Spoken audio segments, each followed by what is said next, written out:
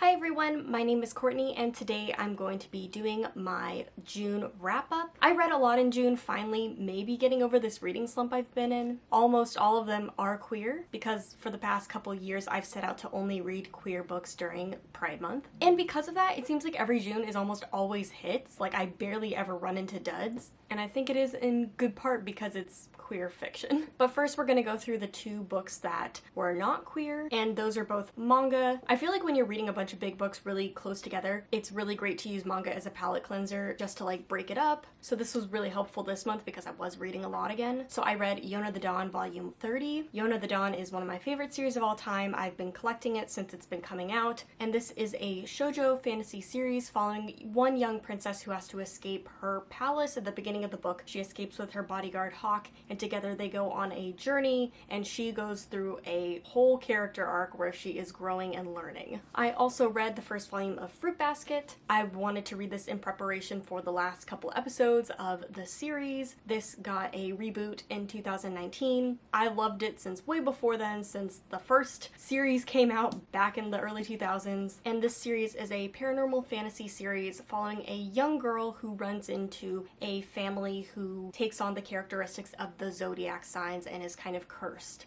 by the zodiac. In a lot of ways, this is a very heartfelt, warming, touching story, but it also deals with a lot of like family trauma. Beware of that going in. From here, we are going to go in order of most favorite book to least favorite book. Again, I read a lot of books that were 4 and 5 stars, so like when we get closer to the end of the list, it's not necessarily as much in order. But yeah, I just read a lot of really good books. So most of these, even if they're like 3, 4 stars, honestly, I like loved almost everything I read. But sadly, this first book I did not love as much, and that is The Witch King by H.E. Edgman. This is the first book in a paranormal fantasy duology. It follows a young witch named Wyatt who has escaped from the elf or fae world where he grew up. In like the 2 years that he has escaped, he has been like living on the run, trying not to get discovered because he knows that his fiance is eventually going to find him and like make him come back to the fae world to fulfill that promise of engagement. I had a Goodreads review where I discussed this book obviously, and I didn't give it a rating because I don't want to discourage other people from reading this. There have been a lot of 5-star reviews of this, of people really connecting with this book, of people liking it, loving it because it represents themselves. I can really tell that this book came from the heart, especially from the author's like little note that they had at the beginning of the book. I don't want to like hate on this book because I want other people to discover it, especially because of the representation of this book. We have an indigenous side character who's bi and ace. We have a main character who is trans and gay. There are just so many characters of color, so many characters of different identities. And so while this book wasn't particularly for me, I really just don't want to hate on this book because I really want people to find it and love it. And you know, I see why people like it. There are really strong, fun characters. Wyatt is allowed to be angry. He's allowed to be a little bit selfish. And I really enjoyed him as a character, but just like the world and the story around him just wasn't for me. I really like messy books. I like messy characters, but I don't want the actual craft to be messy, if that makes sense. So for me, the plot was a little bit all over the place and meandering. The motivations were a little bit lost in the plot. It just felt like things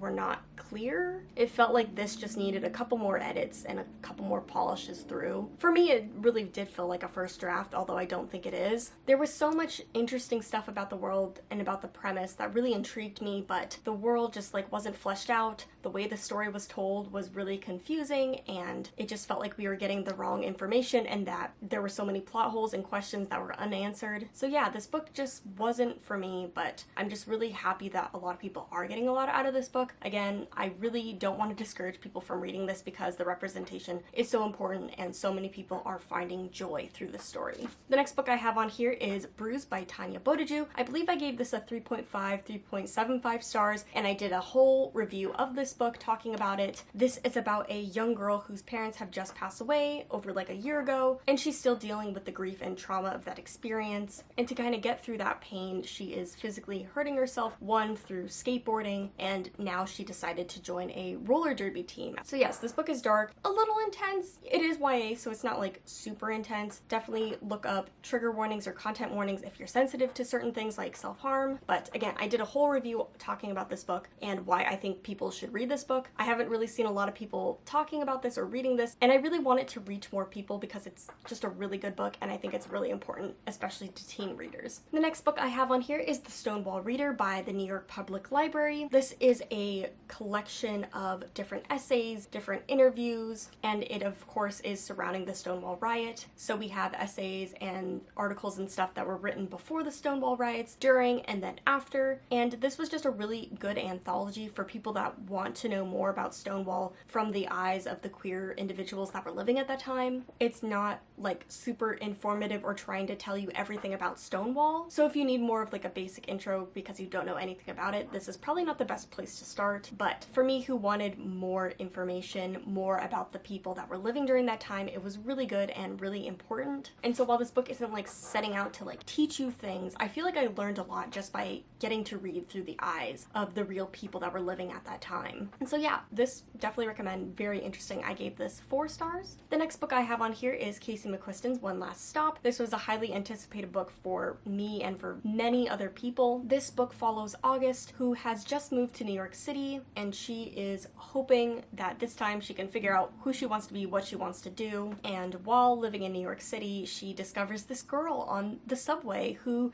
seems to always be there and might have something mysterious and magical going on. And I gave this 4 stars. I really liked this. It's a lot of the characters just like talking on the subway. I love that. I really love seeing August with her friends, with her roommates, and like their growing relationship. I really loved like the community that surrounded August. One of the things I really loved about this book is that there were like mysteries surrounding August and some stuff in her backstory, but there were also mysteries surrounding Jane, the other main character. And so like at the edges of this book, there was like this nod to queer history, and I kind of wish that that queer history got to be a little bit more focused in the book and that we got more of it. But I did like that it felt like this queer community was like surrounding the outside pages of this book. It felt like this queer history was like just right at the fringes. But this book is a romance. It's very focused on the romance, and I really love that aspect of it. Like I really did love the characters. But One Last Stop has been getting a lot of attention recently. One, because a TikToker accidentally got a video super popular where they were basically very homophobic towards this book. And then a little bit before that book, I saw a lot of conversations talking about this book, about how this book deals with Jane as a character, particularly because she is Chinese, and that the racism that she experiences in this book a little bit just didn't do it for people. And I can definitely see that, you know, Jane talks about being impacted by racism in her timeline, but she also is a little bit impacted by racism in the present. And like the complications of her identity are not really delved into deeply, and it seems like the author was just kind of ignoring those topics because they didn't want to go into it in this book, which I can like understand because this is like a fun romance, but at the same time it felt like those things were there and it just never went deeply into it because it didn't want to. I hope this is making sense. Basically, there have been a lot of really good discussions about how this book deals with intersecting identities, kind of calling out this book and some of its flaws, and I can really understand and see why people wouldn't like this book or why people want to, you know, delve in deeply and like talk about this book. For me, this book set out to be like a fun rom-com-y romance, and so I can see why the author didn't really delve into those things, but at the same time, another part of me was like, man,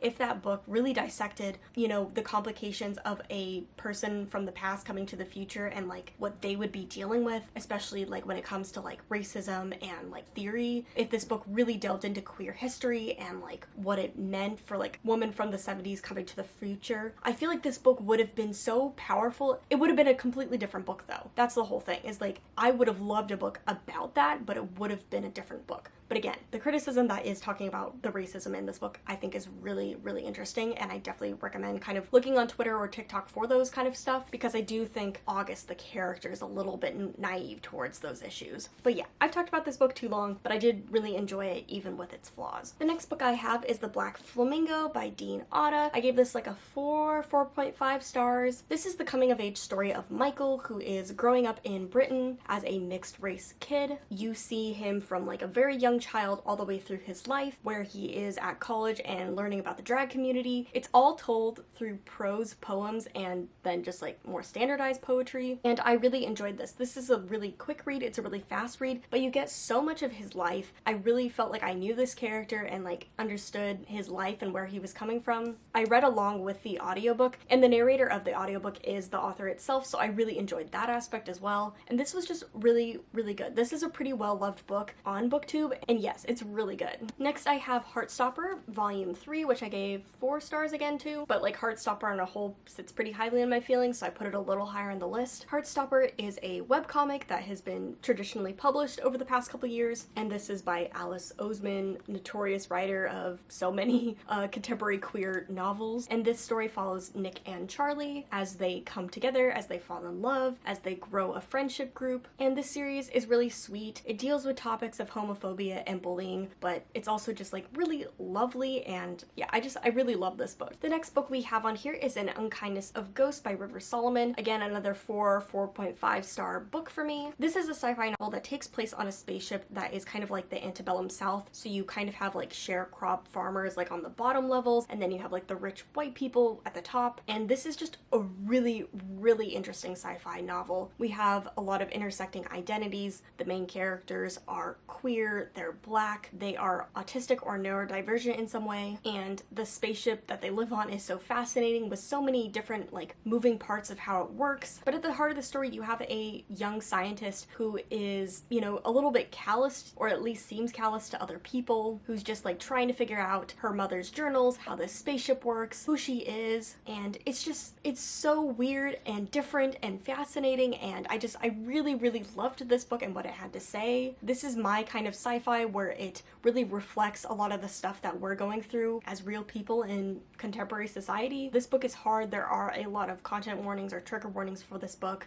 but at the end of the day, it's a really, really good read, and I definitely recommend it to other fans of sci-fi that love this kind of stuff. The next book I have on here is The Magic Fish by Trung Le Nguyen. This is just a lovely, lovely graphic novel, and I love it so much. I highly recommend this. This is the story of a young boy whose family immigrated to the US when he was very young, or not born yet, I don't think, actually. And basically a way that him and his parents connect is by reading these fairy tales with each other, especially him and his mother. And he is trying to find the words to come out to them, especially because he doesn't really speak Vietnamese well enough to know those terms. And so you get this boy who's like trying to come out to his parents, you get these fairy tales, and then you get the mom story as well, who had to flee Vietnam, and then her coming back, and it's so good. And I love the illustrations so much. I love the kind of like color palette design with this as well. And yes, this was really powerful, and I was like tearing up at the end of reading this, so it's really good. The next book I have on here is the last book I read, actually. I finished this last night, and that is Loveless by Alice Oseman. This I gave a 4 stars, but it sits pretty highly in my feelings just because of what it represents and what it means to me as a reader. So if you don't know, this is the story of Georgia,